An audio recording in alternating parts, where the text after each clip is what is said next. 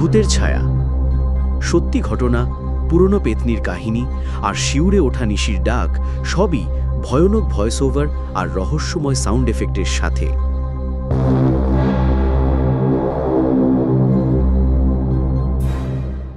আজকের গল্প অশরীরী ডাকবাংলো। সেই এক সময় ছিল যখন শহর থেকে দূরে নির্জন এক ডাকবাংলোতে রহস্যময় সব ঘটনা ঘটত। গল্পটা তেমনই এক শীতের রাতের। তখন ছিল বছর 2000। মোবাইল ফোন আর ইন্টারনেটের এত ছড়াছড়ি ছিল না, যোগাযোগ ছিল সীমিত। এই গল্পটা একদল বন্ধুকে নিয়ে, যারা শীতে ঘুরতে গিয়েছিল কালিম্পংয়ের কাছের এক প্রায় পরিত্যক্ত ডাকবাংলোতে। সৌরভ, রনি, অর্ণব আর প্রিয়াঙ্কা এই চারজন ছিল কলেজের বন্ধু। পড়াশুনোর চাপে হাঁফিয়ে উঠে তারা ঠিক করল একটু নিরিবিলি জায়গায় কটা দিন কাটিয়ে আসবে। ইন্টারনেটে ঘাটাঘাটি করতে করতে তারা খুঁজে পেল কালিম্পংয়ের একটু নিচুতে ফরেস্টের ধারে এক পুরনো ডাকবাংলোর ঠিকানা। নাম তার শৈলনিবাস। ছবি দেখে মনে হলো বেশ পুরনো, কিন্তু চারপাশের প্রাকৃতিক দৃশ্য দারুণ। বুকিং করে রওনা দিল তারা। শৈলনিবাসে যখন তারা পৌঁছল, সূর্য তখন ডুবছে, চারপাশ অন্ধকার হয়ে আসছে আর ঠান্ডার কামড় বাড়ছে। বাংলোর কেয়ারটেকার, এক বৃদ্ধ নেপালি ভদ্রলোক, নাম তার বাহাদুর কাকা, দরজা খুলে দিলেন। বাংলোটা যেমন ছবিতে দেখেছিল তার চেয়েও বেশি পুরনো, আর কেমন যেন একটা স্যাঁতস্যাঁতে গন্ধ। পুরনো আসবাবপত্র, দেয়ালের পলেস্তরা খসা। ভেতরে ঢুকেই একটা অজানা শীতলতা সবার গা ছুঁয়ে গেল। আপনারা এসে গেছেন বাবুরা? ঠান্ডায় কষ্ট হয়নি তো?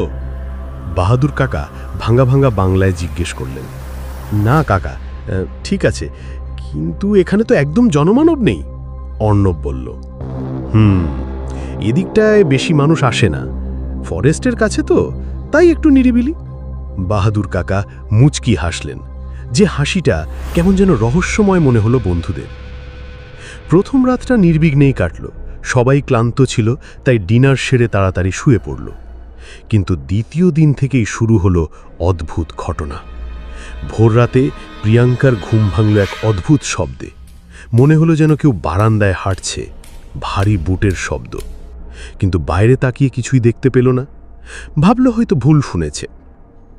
কিন্তু একটু পরেই শব্দটা আবার শুরু হলো, আরও স্পষ্ট, যেন কেউ লোহার লাঠি দিয়ে মেঝেতে ঠুকছে। প্রিয়াঙ্কা ভয়ে চাদরটা ভালো করে টেনে নিল। সকালে ব্রেকফাস্ট টেবিলে বসে প্রিয়াঙ্কা ঘটনাটা বন্ধুদের বলল। রনি হেসে উড়িয়ে দিল, ঘুমের ঘোরে স্বপ্ন দেখেছিস হয়তো। সৌরভ অবশ্য একটু গম্ভীর হল।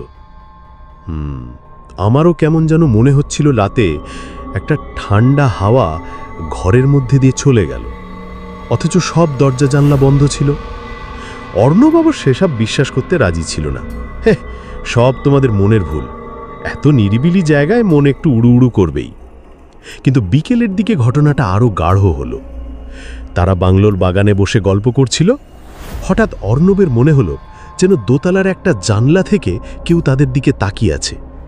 সে ভালো করে তাকাতেই দেখল একটা ছায়া যেন সরে গেল। অর্ণব প্রথমে কিছু বলল না, ভাবল চোখে ভুল দেখছে। সন্ধ্যের পর সবাই মিলে তাস খেলছিল। হঠাৎ বিদ্যুৎ চলে গেল। বাহাদুর কাকা বললেন, জেনারেটর চালু করতে একটু সময় লাগবে। মোমবাতির আলোয় ঘরটা কেমন যেন রহস্যময় হয়ে উঠল। সেই মুহূর্তে তারা শুনতে পেল দোতলায় কারো খিলখিল হাসির শব্দ। হাসিটা যেন একটা মেয়ের। প্রথমে মনে হলো প্রিয়াঙ্কার, কিন্তু প্রিয়াঙ্কা তো তাদের পাশেই বসে আছে। হাসিটা ক্রমশ বাড়তে লাগলো, তারপর হঠাৎ থেমে গেল। সবাই একে অপরের মুখের দিকে তাকালো। রনির মুখ ফ্যাকাশে হয়ে গেছে। এটা কিসের আওয়াজ ছিল? সৌরভ সাহস করে মোমবাতি হাতে উঠে দাঁড়ালো। চলো উপরে গিয়ে দেখি। না, যাস না। প্রিয়াঙ্কা ভয়ে সৌরভের হাত ধরল, কিন্তু কৌতূহল তাদের সব ভয়কে ছাপিয়ে গেল। চারজন সাবধানে সিঁড়ি দিয়ে ওপরে উঠল। মোমবাতির আলোয় সিঁড়ির ধাপগুলোয় কেমন যেন ছায়া তৈরি হচ্ছিল। দোতলায় পৌঁছে তারা দেখল সব ঘর বন্ধ। একটা ঘরের দরজা অল্প খোলা, সেটা ছিল পুরনো লাইব্রেরি রুম। সৌরভ আস্তে আস্তে দরজাটা ঠেলল। ভেতরে ঢুকতেই একটা পুরনো বইয়ের গন্ধ নাকে এলো। ঘরের কোণে একটা আরাম কেদারা, আর সেই কেদারার পাশে মাটিতে পড়ে আছে একটা পুরনো পুতুল। পুতুলটা দেখেই প্রিয়াঙ্কার কেমন যেন গা ছমছম করল। পুতুলটার চোখ দুটো কেমন যেন নিষ্প্রাণ, অথচ তাকিয়ে আছে তাদের দিকে। তারা যখন সেই পুতুলটা দেখছে, হঠাৎ তাদের পিছন থেকে একটা ফিসফিস আওয়াজ ভেসে এলো। আমার পুতুলটা কেন ধরছ? সবাই চমকে উঠল। পিছন ফিরে দেখল কেউ নেই, কিন্তু আওয়াজটা যেন স্পষ্ট ছিল। তার আর এক মুহূর্ত সেখানে দাঁড়ালো না, দ্রুত নেমে এলো নিচে। বাহাদুর কাকা তখনও জেনারেটর চালু করতে পারেননি। তারা কাঁপতে কাঁপতে তাকে সব বলল। বাহাদুর কাকা কিছুক্ষণ চুপ করে থাকলেন, তারপর এক দীর্ঘশ্বাস ফেলে বললেন, আমি জানতাম এমনটা হবে। তারা অবাক হয়ে তার দিকে তাকালো। বাহাদুর কাকা বলতে লাগলেন, অনেক বছর আগের কথা। এই বাংলোর মালিক ছিলেন এক ইংরেজ সাহেব। তার একটা ছোট মেয়ে ছিল, নাম মিস অ্যালিস। অ্যালিস এই বাংলোটা খুব ভালোবাসত। তার প্রিয় খেলনা ছিল একটা পুতুল। অ্যালিস খুব খেলা করত পুতুলটা নিয়ে। হঠাৎ একদিন অ্যালিস খুব অসুস্থ হয়ে পড়ল। তাকে বাঁচানো গেল না, সে মারা গেল। সেদিন থেকেই বাংলোয় অদ্ভুত ঘটনা ঘটতে শুরু করল। কেউ কেউ বলে অ্যালিসের আত্মা এখনও তার প্রিয় পুতুল আর এই বাংলো ছেড়ে যায়নি। বিশেষ করে পূর্ণিমার রাতে আর যখন খুব ঠান্ডা পড়ে, তখন নাকি তাকে দেখা যায়। কেউ কেউ রাতের বেলা তার হাসির শব্দও শুনেছে। বন্ধুরা ভয়ে জমে গেল। রনি কামকাপা গলায় বলল, তাহলে আমরা কি বিপদে আছি? আমি জানি না বাবু, অ্যালিস কাউকে ক্ষতি করেনি, কিন্তু সে একা থাকতে ভালোবাসে। হয়তো সে চায় না কেউ তার বাংলোয় আসুক। সেই রাতে আর কেউ ঘুমোতে পারল না। সারা রাত তারা চারজন এক ঘরে জড়ো হয়ে বসেছিল। বাইরে বাতাসের শোঁ শোঁ শব্দ, আর মাঝে মাঝে অদ্ভুত আওয়াজ, যেন কেউ বাংলোর ছাদে হাঁটছে কিংবা জানলায় আঁচড় কাটছে। ভোরবেলা যখন আলো ফুটল, তখন তাদের সবার মুখ ফ্যাকাশে। তারা এক মুহূর্ত দেরিমা করে বাংলো ছেড়ে চলে যাওয়ার সিদ্ধান্ত নিল। বাহাদুর কাকা তাদের চলে যাওয়ার ব্যবস্থা করে দিলেন। বাংলো ছেড়ে যখন তারা বেরিয়ে এলো, তখন সবার মনে একটা চাপা অস্বস্তি।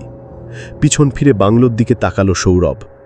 হঠাৎ তার মনে হলো, দোতলার সেই লাইব্রেরি রুমের জানলায় একটা ছোট্ট মেয়ের ছায়া তাদের দিকে তাকিয়ে হাসছে।